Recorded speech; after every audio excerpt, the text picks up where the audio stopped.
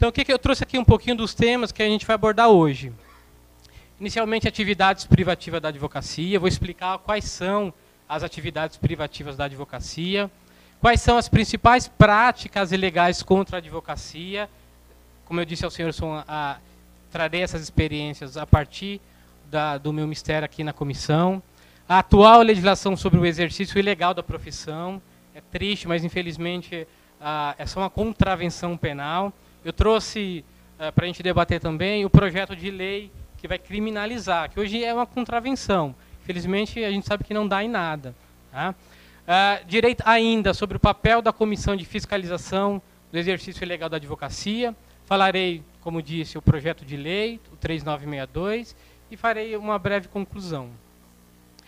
Já passando ao tema, falando quais são as atividades privativas da advocacia. E é bom que os senhores saibam que elas estão na lei. Né? A 8.906, de 4 de julho de 1994, é uma lei federal que trata do Estatuto da Advocacia e a Ordem dos Advogados do Brasil. Portanto, quando os senhores forem sair por aí e dizerem que onde é que está regulado numa lei. Sendo lei federal, é de conhecimento e dever de todos. Tá? A começar, postulação nos órgãos do Poder Judiciário e juizados especiais. Postulação, meus amigos, nada mais é do que o jus postulando do advogado. Né? Só a gente tem a competência e a atribuição legal de peticionar. Juiz pode peticionar? Não. Né? Juiz, delegado de polícia pode peticionar judicialmente? Não. Né? Eles precisam, para ingresso de ação judicial, vão precisar de um advogado. Tá? E aí, só um parênteses, falando dos juizados especiais, a gente sabe que até a Lei 9.099, até 20 salários mínimos não precisa. Né? Mas de 20 até 40 vai precisar de um advogado e também, no recurso, vai precisar de um advogado. E aí, um parênteses, né? É triste, porque às vezes a parte vai lá sem advogado, é atendido lá, na maioria das vezes bem, mas infelizmente em alguns casos é mal atendido, não sabe nem o que está fazendo lá. Depois termina o processo, ela não sabe se ganhou ou se perdeu. E se ganhou, o que tem que fazer, e se perdeu, o que é que tem que fazer. E depois que se eventualmente ela tem uma demanda desfavorável, ela sai correndo atrás de um advogado. E a gente vê, às vezes, infelizmente, e a prática nos ensina, que às vezes o processo é mal instruído. Porque o que ela faz? Ela vai lá 4 horas da manhã na fila do fórum, leva os documentos, pronto, está lá. Né? E não está instruída por um advogado. Mas, enfim, é só um parênteses da lei dos juizados. Atividade de consultoria, assessoria e direção jurídica. Ainda falando o que é privativo de advogado. Tá? Quer chamar ele para compor a mesa? Doutor Edson compõe a mesa. Seja muito bem-vindo. Isso, doutor Edson de Jesus é o secretário da comissão. Tá certo? Consultoria, gente, é consultoria jurídica. Tudo que eu estou falando aqui é jurídico, tá? E aí já me perguntaram, eu sei, né? Professor, posso colocar no meu cartão consultor jurídico? Não. Quer dizer, poder você pode. Mas, infelizmente, nós nos reveremos da pior maneira, né? Aqui na comissão. Por quê? Não pode, atividade privativa da advocacia. Se eles não forem advogados, não podem colocar isso. Prática privativa da advocacia. Estarão cometendo a contravenção penal, lá no artigo 47. Assessoria, assessoria jurídica. Mas eu sou estagiário, posso prestar assessoria jurídica? Não, assessoria jurídica, atividade privativa de advogado. Está na lei, senhores. Isso não é regulamento ou regimento da OAB. Se os senhores entrar lá na compulsária lei 8.906, lá no artigo 1º está lá. Atividade de consultoria, assessoria e direção jurídica. Então, diretor jurídico precisa ser advogado? Necessariamente precisa ser advogado. Diretor jurídico precisa ser advogado, portanto, né, submetido às regras, ao Código de Ética nosso da advocacia. Visar atos e contratos constitutivos de pessoas jurídicas, né, aquele chamado visto. Eu sei que, infelizmente, tem colega, acho que colega contador, e aí, às vezes tem, né? Uma prima, já até perdi contato com ela, porque ela falava, contadora, ela falava, Wagner, dá para dar um vistinho? Claro que dá. Né? É tanto. E eu quero cópia do contrato para eu analisar. Não, mas você não está entendendo. Você não precisa fazer ela justificando. Você não precisa fazer o contrato, só quero um vistinho no final. Não, não existe vistinho, né? Porque você está assinando, você está não só avaliando, como se ratificasse os termos que estão lá. Precisa ter responsabilidade. Então, colegas, já advirto, tá? Qualquer esse ato constitutivo de pessoa jurídica precisa estar lá, está na lei, tá? Aliás, alguns órgãos que levam a registro tomam até esse cuidado. Se não está lá com uma assinatura e o visto de advogado, alguns órgãos nem levam, nem registram. Falam, olha, o senhor precisa levar para um advogado assinar, tá? E os colegas advogados já advirtem. Não, tomem cuidado, né? Não vai para querer ajudar, leia no mínimo, né? Tá certo? E aí, já avançando, o que a gente mais observa lá na comissão? E aí já entrando efetivamente nas práticas ilegais contra a advocacia. Gente, é triste, mas a gente vê estagiário, né, para tirar a carteira de estagiário é fácil, né, só precisa preencher os requisitos lá de estar cursando direito, óbvio, né, está nos 2 últimos anos, e precisa comprovar o convênio com a instituição ou está no escritório. Eles vão ter a carteira azul, carteira estagiário. O que a gente vê, infelizmente, o estagiário que, findada a graduação, findado o tempo que estava na faculdade, aí não prorrogou, e ainda assim, ele se posta como estagiário ou como advogado. A gente já pegamos vários processos aqui, os colegas da comissão sabem, que às vezes eles vão na delegacia para atender uma determinada ocorrência, um cliente, chegando lá, não só não conseguem atender o cliente, como também ficam detidos, né? Imagina a situação. E aí não pode nem se valer das prerrogativas mais, porque ele não é nem estagiário. Ele apresenta a carteirinha dele vencida, e aí eu posso chamar de carteirinha, né? Porque já não é mais nem estagiário nem advogado. Você sabe, né? Carteirinha, a OAB é carteira. A carteira do São Paulo também é carteira. Do Corinthians, de Passe, a gente chama de carteirinha. De Palmeiras, tudo carteirinha, né? Então, eles já com o documento vencido, ainda postulam, lá vão na delegacia, e são ousados ainda. A gente vê isso também, às vezes no fórum é triste, a gente vê pouco, a gente vê mais em audiência da Justiça Federal. Eles consultam, vai o colega com aquela carteira ainda, aquela de plástico, lembra aquelas antigas? Que já está suspenso, ele já foi excluído dos quadros. Justiça Federal é comum, na estadual eu pouco vejo. Eles consultam lá. Se não for mais advogado, remete ao MP, vem parar para a gente também. E aí, o que a gente faz nesses casos? Se a autoridade... antes disso, falar do caso também que eles suprimem. Às vezes eles fazem a petição, os estagiários, ex-estagiários. Você sabe que a carteira estagiário tem um número de inscrição e, ao final, tem a letra E, que indica ser de estagiário, né? É diferente da nossa, que vem o D de definitivo. O que eles fazem, às vezes, e a gente pega muito de petição aqui.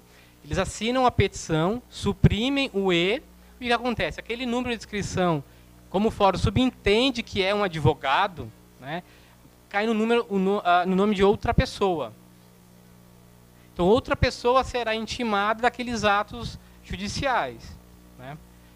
E aí, bate aqui na gente também. A pessoa reclamando, olha, assinaram, mas não fui eu, nunca peticionei, não conheço determinadas pessoas.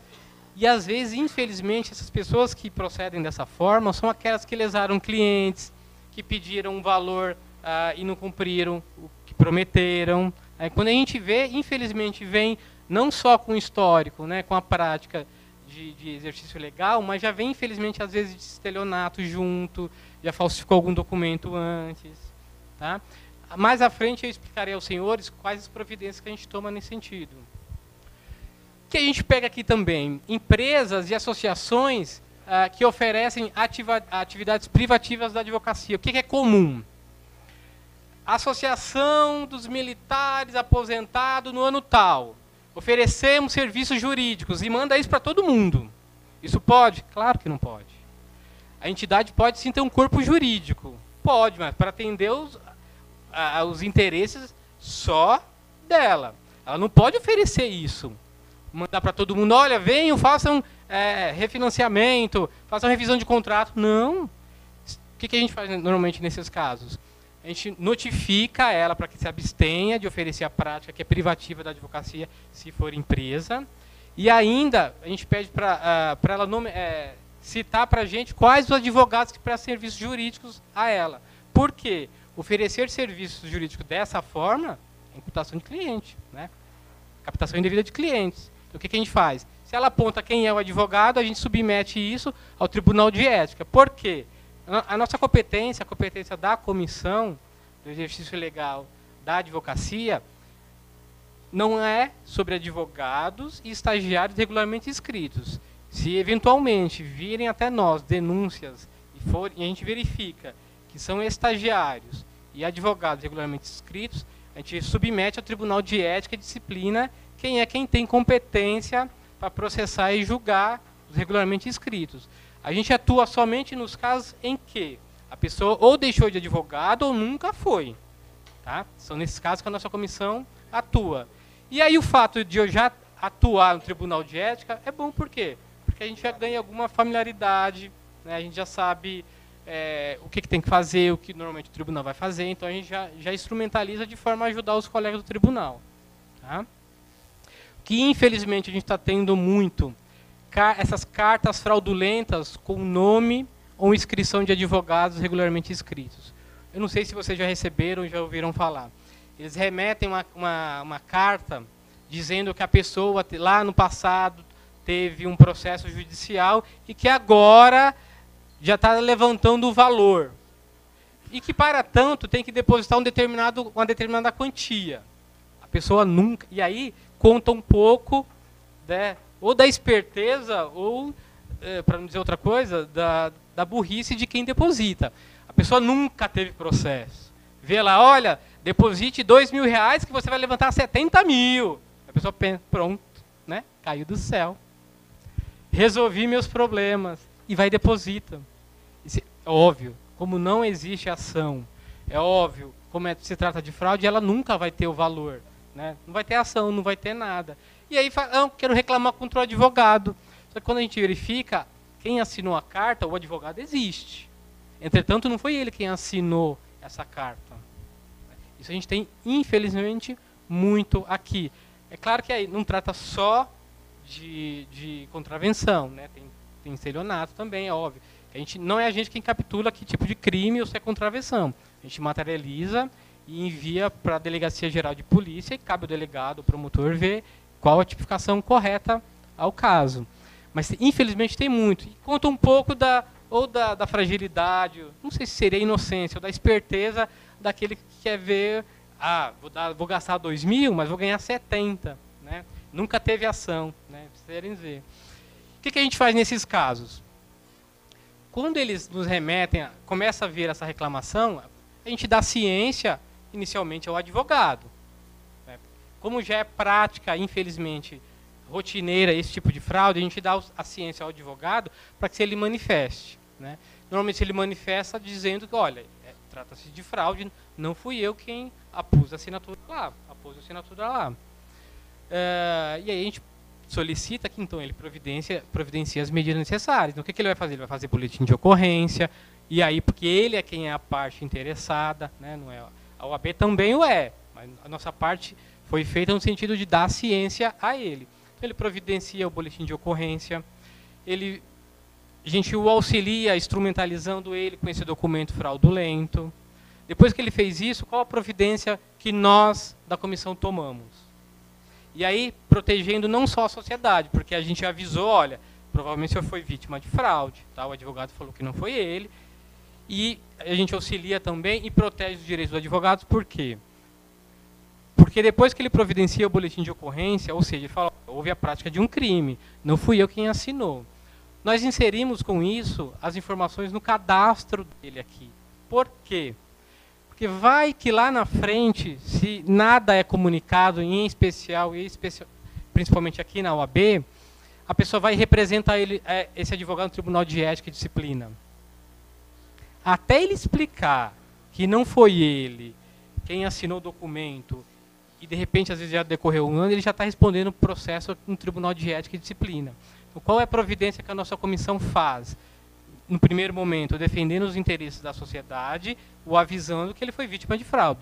No segundo momento, comunicando o advogado. O que a gente faz? Insere no cadastro dele a informação de que ele teve o nome e o número de inscrição usado indevidamente. Porque se eventualmente ele for sofrer uma representação do Tribunal de Ética e Disciplina, ele já comunicou à entidade dele de que, olha, fui vítima de fraude. Mais ainda, se eventualmente houver mais outros delitos, infelizmente, na maioria das vezes eles assinam com o nome de um e mandam 20, 30, 100 cartas, para terceiros, o advogado já comunicou à entidade de classe. Qual a providência que a OAB pode tomar? Inserir isso no cadastro. Tá? A gente não pode, a gente não acompanha a instrução processual ou criminal, porque a gente não tem, a lei ainda não nos atribuiu competência para isso. Tá? Ao final, vou mostrar o projeto de lei, espero que passe, né, porque a gente vê, infelizmente, os projetos de leis, estudiosos sentam, montam projetos brilhantes, e quando vão às casas legislativas, né, os experts sentam lá e mudam tudo. Né? Mas existe, então, inclusive, a previsão legal de poder de polícia à OAB. A gente vai poder multá-los, vai poder fechar o estabelecimento daquele que pratica o exercício legal da advocacia. Tá? A gente vai compulsar isso mais para frente. E aí eu já falei das cartas fraudulentas. Então tomem cuidado, os senhores que vão sair, que estão estagiando, se virem esse tipo de fraude. A gente tem tomado esse tipo de providência, infelizmente não são poucas. O doutor Daz já me avisou que a comissão já está com a pilha assim, né, de processo para despachar, já avisa os membros também, né, os senhores já sabem. Tá? Então a gente trabalha bastante. E é um trabalho silencioso. É por isso que é importante a gente fazer eventos como esse, é importante a gente lembrar dos colegas, é importante a gente saudar os colegas, homenagear os colegas, porque não é uma comissão que todo mundo fica sabendo. Né? A gente é praticamente um serviço reservado da OAB. Né? Trabalha bastante e ninguém vê. Tá bom?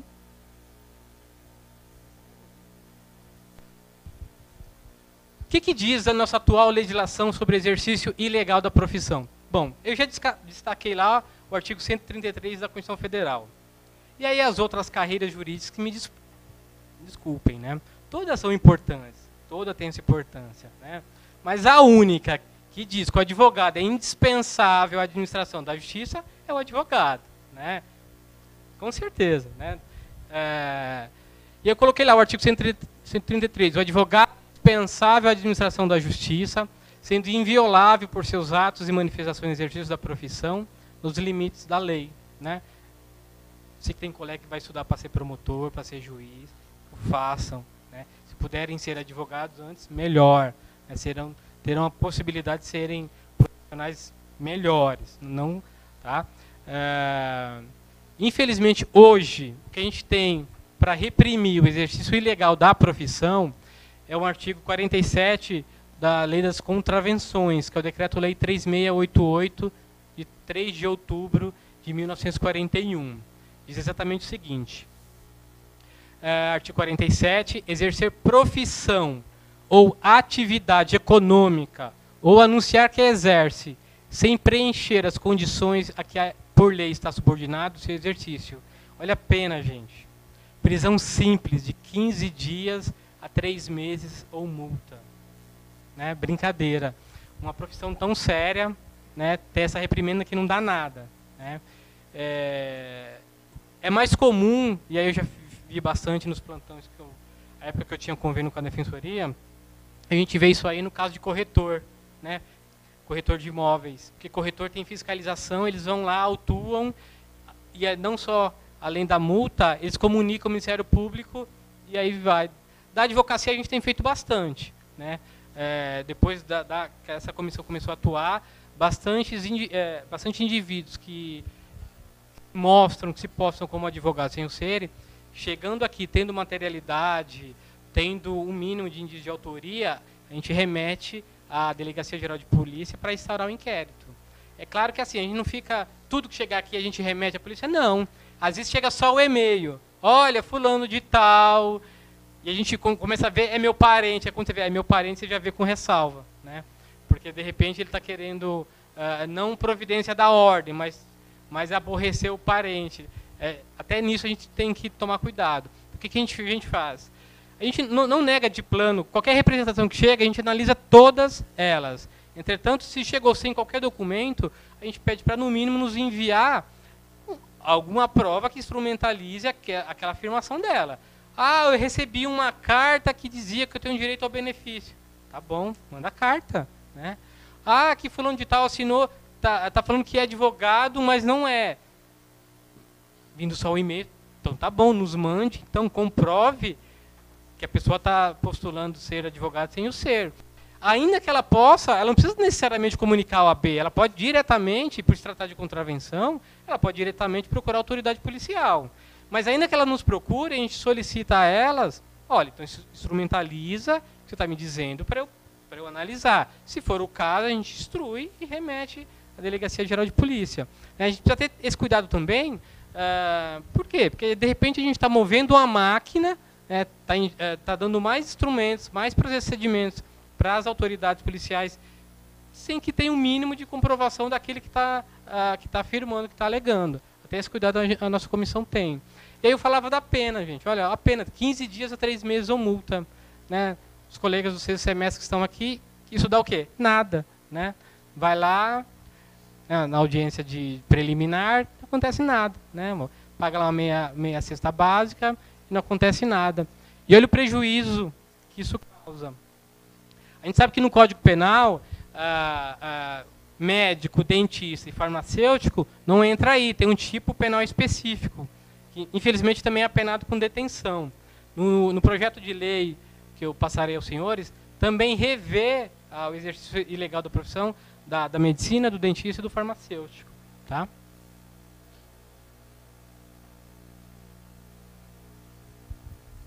E aí, falando especificamente dos nossos préstimos, do que a comissão faz. Como falei um pouquinho, a gente orienta e dá ciências dos regulamentos escritos, no caso da OAB, sociedade em geral. O que é isso? Que eu falei aos senhores. Então, quando chega, no exemplo que eu dei, essa falsa carta de que a pessoa teria algum benefício, a gente comunica o colega. Então, de um lado, a gente está preservando o advogado, a gente está dando ciência a ele. Mas quase 100% das vezes a cartinha não foi oriunda dele. Né? Então, a gente dá a ciência para ele, que às vezes ele nem está sabendo. Às vezes a pessoa vai direto na delegacia para providências criminais e o colega, quando se vê diante de uma intimação. Né? E é pego sem qualquer, como diz a expressão, calça curta. Né? Então a gente dá a ciência ao colega e aí ele responde, vai dizer que não é dele, já nos mostra o boletim de ocorrência, a gente dá a ciência à outra parte e fala, olha, infelizmente o senhor foi vítima de fraude, né? Não foi o colega quem assinou. Tá bom? Então, aí a orientação e ciência aos advogados. Tá? E também à sociedade. Quando comunicada, né, através de expedientes, acerca de eventual exercício ilegal da advocacia ou outro crime, a gente, como eu disse a vocês, a gente instrumentaliza isso e remete aos órgãos para apuração em providências. Às vezes a gente já viu aqui, não poucas vezes, às vezes acontece alguma coisa na audiência, o exemplo que eu dei aos senhores. De repente o colega, ex-colega, está com aquela carteira antiga ainda, sabe, aquela plastificada, que não é aquela que tem as novas agora. Ele verifica que ele não é advogado. E às vezes o juiz extrai cópia da ata, menciona isso na ata, apreende a carteira e manda para a gente. Falei, ora, mas o senhor é um juiz de direito, está lá com o Ministério Público, já podia providenciar. O que a gente faz? Pergunta, né, se o juiz, além de nos comunicar, se ele pediu providência ao Ministério Público, que é o fiscal da lei, quem deveria providenciar. Se ele fala que não, óbvio, né? A gente providencia e faz o que tem que fazer. Se ele fala, olha, o Ministério Público já está providenciando, então a gente não faz mais nada. Né? A gente só arquiva porque a gente não tem competência para atuar de quem não é, primeiro para quem não é estagiário ou quem não é advogado, competência do TED. Mas se o Ministério Público já está providenciando o que achar necessário, não cabe ao OAB fazer mais nada. Né? Então, diante dessa comunicação do juiz, de que houve extração de cópias e remessa ao Ministério Público, a gente guarda essa resposta e mantém em arquivo. É por isso que a gente às vezes vê o juiz falando, quer dizer, falando não foi feito nada, manda para o OAB.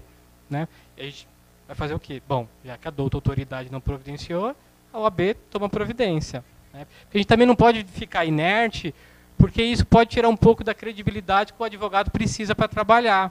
Credibilidade que é inerente à nossa função, né? Nosso mistério. preservação dos direitos e dados dos regularmente inscritos, quando tem seus dados usados indevidamente. Foi o que eu falei para vocês, né? Então, quem atua usando o nome ou o número de inscrição de algum colega nosso, de algum advogado, a gente toma essa providência de comunicar o colega, de formar o expediente. Se ele não tomou providências junto à delegacia, ou se tomou, a gente insere no cadastro dele a informação de que estão sendo usadas indevidamente o nome ou o número de inscrição dele, ou os dois. Tá? Aqueles casos que eu disse ao senhor, se eventualmente ele responder se bater lá no Tribunal de Ética e Disciplina alguma representação, ou ele tiver problemas, ele fala, olha, já comuniquei minha entidade, tá? Principalmente Tribunal de Ética e Disciplina. Tá? Notificação e eventuais medidas extrajudiciais quando empresas ou associações oferecem serviços privativos de advocacia. Foi o que eu falei, lembra essas associações, elas mandam para todo mundo, a Associação dos Mutuários, dos Pensionistas, olha, oferecemos serviços jurídicos, plantão especial, domingo, compareçam. Empresa fazendo isso. Colegas, tem aos montes. Qual que é a providência que a gente faz? A empresa, a gente notifica, dizendo que ela está usando, está praticando, está oferecendo um serviço privativo da advocacia, que é vedado pelo nosso estatuto, que é uma lei federal, notifica ela porque ela se abstenha de fazer o ato, ainda pede, se de repente lá tem um site, por exemplo, às vezes acontece de eles oferecerem isso num site, o que nós fazemos? Pedimos para a secretaria fazer a impressão do site, se já tiver lá o nome do advogado, a gente imprime isso e envia para o TED. Aí é o Tribunal de Ética e Disciplina que vai processar, porque é um advogado ou um estagiário regularmente inscrito. Então, providências contra o advogado, possibilidade de defesa, quem fará isso, o processamento disso é o Tribunal de Ética e Disciplina. Quando tem advogado, a gente remete ao TED. Quando não tem, e a gente vê lá que praticou um ato privativo da advocacia sem ser advogado, a gente toma providência, instrumentaliza, aí depois manda a Delegacia Geral de Polícia. Tá bom? E aí já acabei até falando do outro, né, da última hipótese. Quando do recebimento de denúncias a advogados ou estagiários inscritos, remessa ao TED. Foi o que eu acabei de falar aos senhores. E às vezes o que acontece? A gente às vezes recebe muito, porque às vezes a pessoa não sabe para quem bem reclamar. Né? Para ela está reclamando para a OAB. Só que a gente tem, a nossa entidade era setorizada. Cada setor tem a sua competência. Tribunal de Ética e Disciplina, né, quem compete processar e julgar os advogados, estagiários.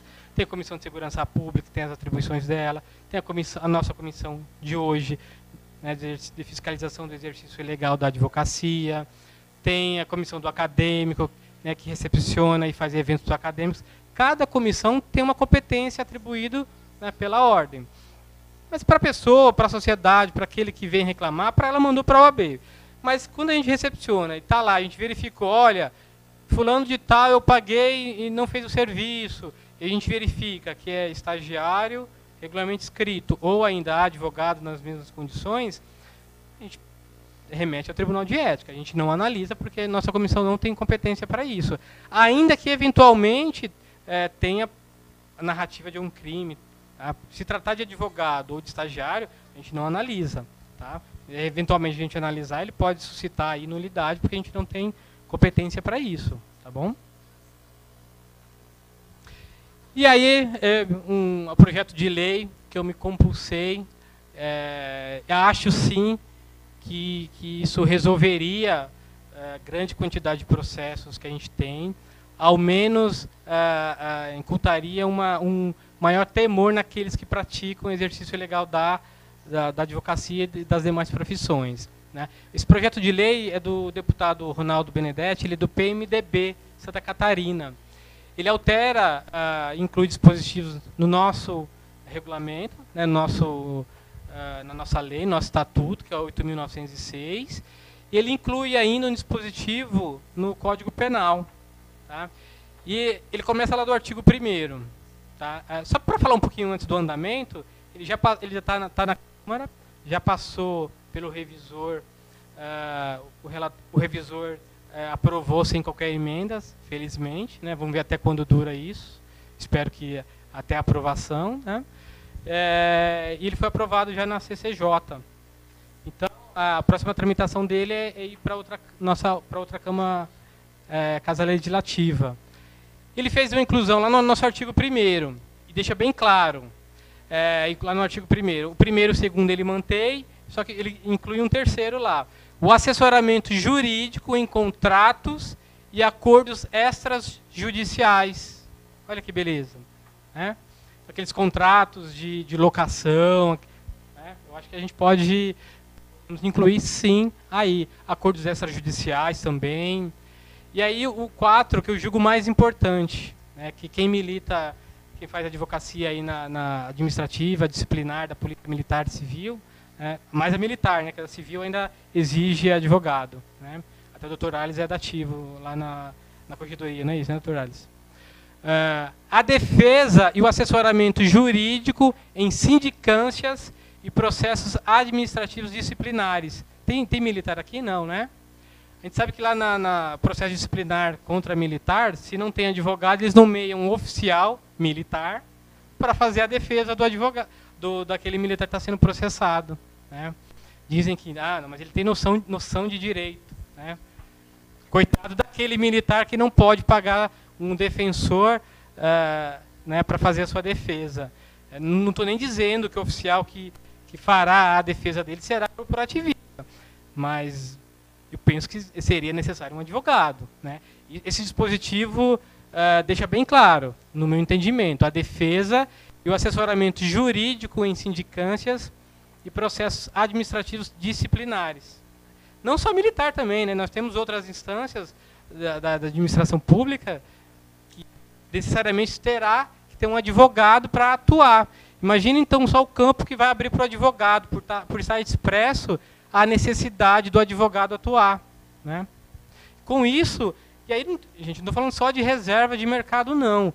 Tudo que o advogado atua, a gente sabe que pode dar mais possibilidade de defesa, né, àquele que está sendo investigado, aquele que tem alguma apuração em seu desfavor. Né? A gente nunca até aconselha o próprio investigado a fazer a autodefesa, precisa de uma defesa técnica, precisa ter um advogado com conhecimento para fazer a defesa desse profissional. Tá? Então, me parece que vem em boa hora essa nova determinação. Legal. Outra, o assessoramento e a representação jurídica em procedimentos administrativos perante órgãos públicos e privados. Assessoramento e representação jurídica em procedimentos administrativos perante órgãos públicos e privados. A gente pode pensar em sindicância também, né? Mais um ramo, mais uma possibilidade do advogado atuar ou haver a necessidade da atuação de um advogado. Então, o que nós faremos? A OAB está acompanhando isso, tá? Já saiu no Jornal do Advogado. Depois a gente vai pegar... Eu não tenho aqui agora o e-mail dos parlamentares, né? Mas todo mundo aqui que não é advogado, será advogado, a gente vai ter que cobrar isso aí. Esse processo, inicialmente, ele foi arquivado. Eu comecei a estudar ele e comecei a estudar o regimento da Casa Legislativa. Todo fim de mandato é tudo arquivado. E aí, se ele é reeleito, ele pede para desarquivar para dar prosseguimento. Isso eu achei de uma estupidez incrível. Né? Mas, enfim. Se pode atrapalhar, para que ajudar, né? E aí, avançando, vamos lá. O artigo 2º, que traz um pouquinho do conceito do que quem exerce ilegalmente a profissão de advogado. Né? Porque antes, o exercício ilegal é da profissão. E aí nosso estatuto trará exercício ilegal de advogado. Tá? Pessoa física, e olha que interessante, ou jurídica. Pessoa jurídica vai entrar também. Poderá também praticar o exercício ilegal da profissão. Pessoa física, porque hoje, para vocês entenderem, quando a empresa ou associação oferece serviço jurídico, em tese não está cometendo crime. Né? Porque o artigo 47 lá não fala de pessoa jurídica, né? Fala de pessoa física.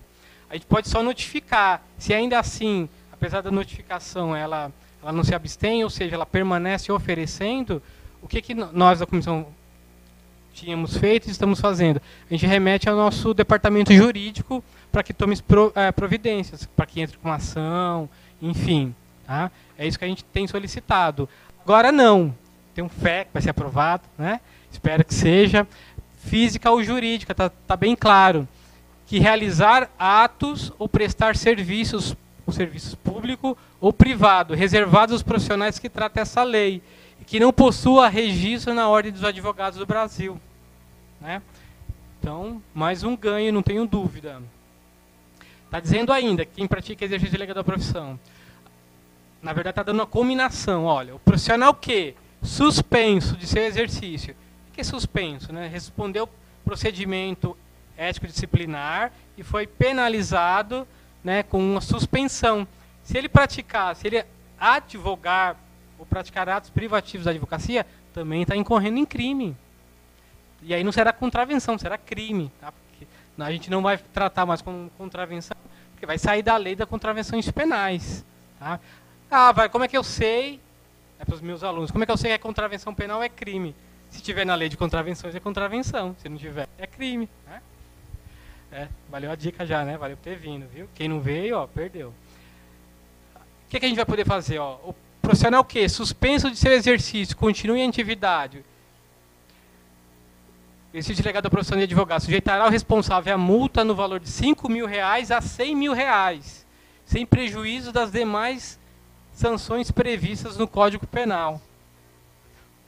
Olha essa que eu até adiantei para vocês. O escritório ou estabelecimento onde esteja sendo exercida irregularmente a profissão de advogado será interditado até a efetiva adequação dos responsáveis às exigências previstas em lei. E aí, eu até grifei, o grifo é meu, né? A fiscalização será exercida pela Ordem dos Advogados do Brasil, que possui poder de polícia para aplicar os responsáveis às penalidades previstas nessa lei. Imagina a gente, hein, chefe? Coletão, comissão de fiscalização, viatura! Vou comprar uma caneta nova. Poder de polícia, gente, olha aí. Porque hoje a gente não multa quem não é advogado. Quem aplica, a multa é aplicação de sanção. É o Tribunal de Ética. E só para quem é advogado ou estagiário. A gente não tem competência nenhuma para quem não é advogado ou estagiário. Agora não, a gente vai ter poder de polícia, vai poder fechar o estabelecimento. A gente vai poder multar de R$5.000 a R$100.000. E isso não é só bom para a advocacia, não. Isso é bom para a sociedade também. Né? Porque a gente vai proteger... nós, enquanto advogados ou enquanto instituição, poderemos preservar mais os direitos, podemos proteger mais a sociedade. Né? Será que a OAB ia ter viatura? Devia, né? Tem gente que já... Deixa eu falar. Bom, artigo 3º. Fica incluído no título 4 do Decreto-Lei exercício ilegal de profissão ou atividade econômica. Aí vai acrescentar lá no Código Penal. 207A. Exercer profissão ou atividade econômica ou anunciar que a exerce sem preencher as condições aqui por lei ou regulamento está subordinado ao seu exercício. Reclusão, gente, não é mais prisão simples ou detenção. De 1 a 5 anos e multa. Né? Então, os acordamos aí, né, pode vir a baila. Né? Pode vir a não ter mais. Que é diferente de detenção. Né? Que a pessoa, às vezes, não vai dar nada. Não vai dar nada, chego lá, pago mês. Exatamente, prisão em flagrante, está flagrante já. Não vou pagar uma cesta básica que não dá nada, e reincide não dá nada. Hoje não. A ideia do projeto, e a meu ver bem-vindo, é não só tornar crime, mas como imprimir uma reprimenda maior. Né? Não só da possibilidade de multa, não só com a possibilidade de fechar o estabelecimento, mas também de apenar com reclusão de 1 a 5 anos. Bom, já caminhando para o fim. Como eu disse, seria breve, e vou pedir para os colegas ficarem até o final. Aí concluindo, gente, a gente precisa nos mover não só enquanto advogados ou como estagiários, mas enquanto sociedade também. A aprovação desse projeto não são privilégios aos advogados, como querem fazer crer aqueles que acham que a prerrogativa dos advogados são privilégios dos advogados. Não, são direitos que são colocados para a gente trabalhar para os nossos clientes, para a gente exercer a nossa atividade. É para isso que a gente precisa desses instrumentos, né? Não só das prerrogativas, como nós já temos na Lei 8.906, mas, aí já concluindo, esse projeto dá não só poder de polícia, mas dá mais que isso, dá segurança à sociedade, né? Dá mais credibilidade ao advogado. A gente sabe que, infelizmente, em razão daqueles maus exemplos que eu dei aos senhores, de prática do exercício legal da profissão, né, da advocacia, o advogado às vezes fica sem crédito. Às vezes a pessoa fala, olha, eu dei 5 mil para uma pessoa que falou que ia tirar o meu cliente. A senhora tem um recibo? Não. A senhora tem o nome completo dele? Não, não tenho. Diz que era advogado. Porque a pessoa, às vezes, se vê um familiar preso, detido, se ela pedir você pedir qualquer valor, se ela tiver, ela vai te dar. Ela vai te dar. Infelizmente, maus profissionais, ou ainda, nem sei se eu posso chamar como profissional, mas pessoas que se postam como advogados, usam isso exatamente para quê? Para praticar estelionato, para ter vantagem indevida. Então, a gente precisa ter uma reprimenda forte por trás da gente, né? A gente precisa punir exemplarmente quem comete esse tipo de delito, para que ele repense em praticar novamente esse tipo de prática, né? Porque prejudica não só a sociedade, mas prejudica também a advocacia em geral, tá? Eu vou já caminhando para o final. Antes, eu trouxe uma reflexão aqui do Carnelucci, que diz que os advogados são sirineus da sociedade, carregam uma cruz por um outro, e essa é a nobreza deles.